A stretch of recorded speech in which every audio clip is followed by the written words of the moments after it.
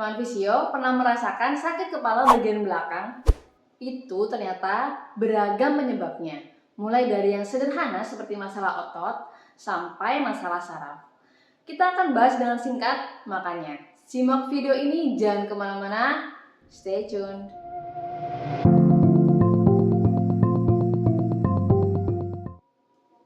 Assalamualaikum warahmatullahi wabarakatuh. Halo teman fisio, kembali lagi dengan saya Reli Hamida, teman fisio Anda.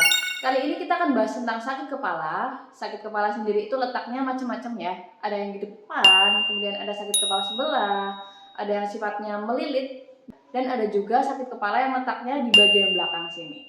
Khusus kali ini kita akan bahas sakit kepala bagian belakang.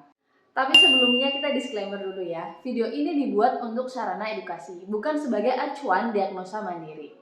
Semoga dengan adanya video ini bisa membantu teman fisio menemukan gambaran tentang sakit kepala yang sedang dialami. Jadi nanti teman fisio lebih mudah menjelaskan keluhan teman fisio misalnya saat konsultasi ke dokter atau tenaga profesional lainnya.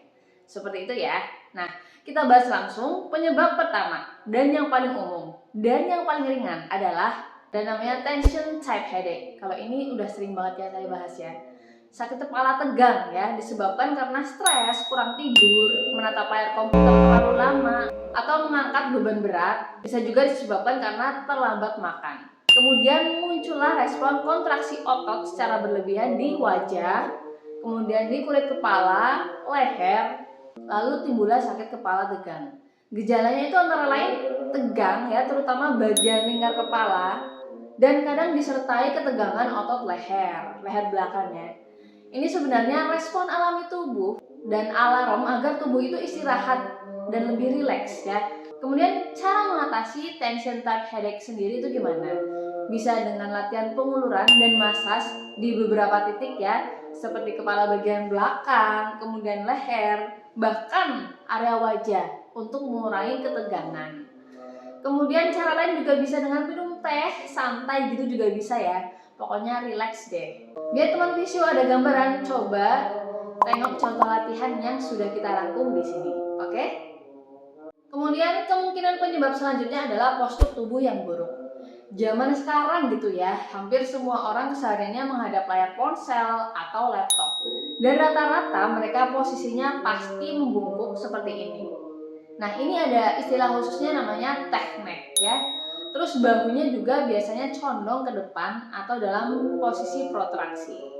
Nah, postur seperti ini dapat menyebabkan otot di belakang kepala, leher, dan punggung atas ya, dan bahkan rahang itu tegang. Dan nanti saraf itu akan menangkap sinyal sebagai ancaman, jadi timbullah sakit kepala. Ini juga penyebab yang lumrah sebenarnya ya untuk manusia zaman sekarang. Dan kalau postur ini nggak dibenerin, akan timbul masalah lainnya seperti kelainan postur, bahkan beberapa sampai ada yang terasa sesak nafas gitu ya. Itu karena pengaruh otot di sekitar dada dan tulang membelikat berkurang elastisitasnya. Kurang lebih seperti itu ya. Nah, correct me if I'm wrong.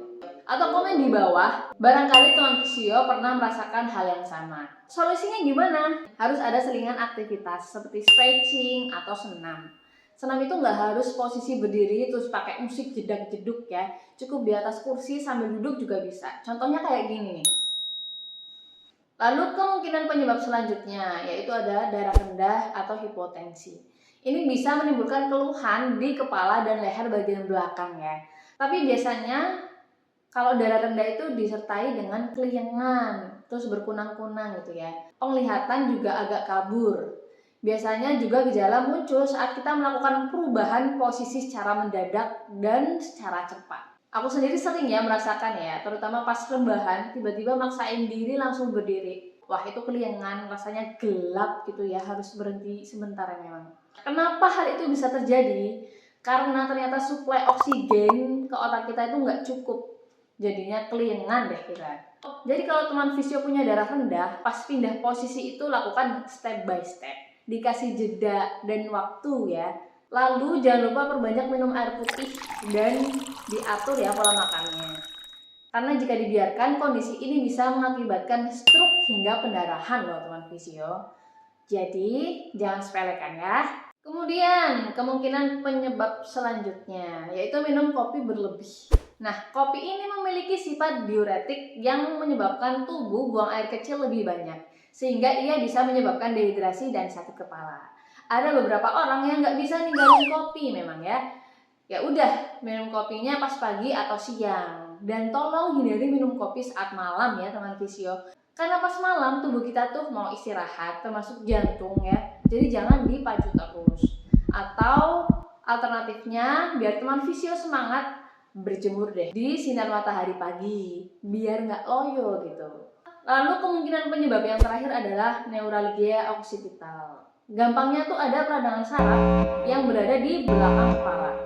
Penyebabnya itu bisa karena cedera kepala, kemudian radang sendi leher, tumor di leher, infeksi, diabetes, dan peradangan pada pembuluh darah. Kalau ini memang udah lumayan complicated ya masalahnya ya. Nah, itu tadi beberapa pemaparan tentang penyebab sakit kepala bagian belakang.